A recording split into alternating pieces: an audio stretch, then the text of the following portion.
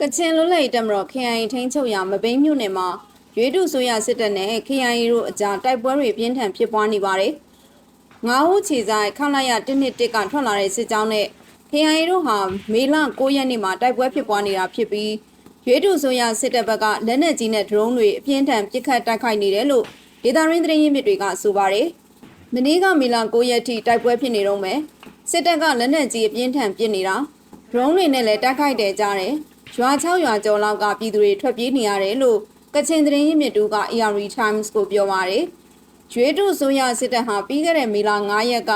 မဘိမ်းမြို့နယ်3ဝရွာကိုလေကြောင်းကနေဘုံကျဲတိုက်ခိုက်ခဲ့သလိုမေလ6ရက်နေ့မှာလည်းငိုးစင်ရွာနဲ့မေလ10ရက်နေ့မှာနောပြည်သာရွာတွေကိုဒရုန်းတွေနဲ့အပြင်းထန်တိုက်ခိုက်ခဲ့ပါတယ်။လက်ရှိမှာရွေးတူဆိုရစစ်တပ်ဟာ9ဦးခလာရ121အတွင်းကိုအင်အားအလုံးရင်ဖြစ်တင်ထားပြီးမဘိမ်းနဲ့ရွှေကူမြို့နယ်တွေကိုစစ်ကြောင်းထိုးနေရလဲဖြစ်ပါတယ်။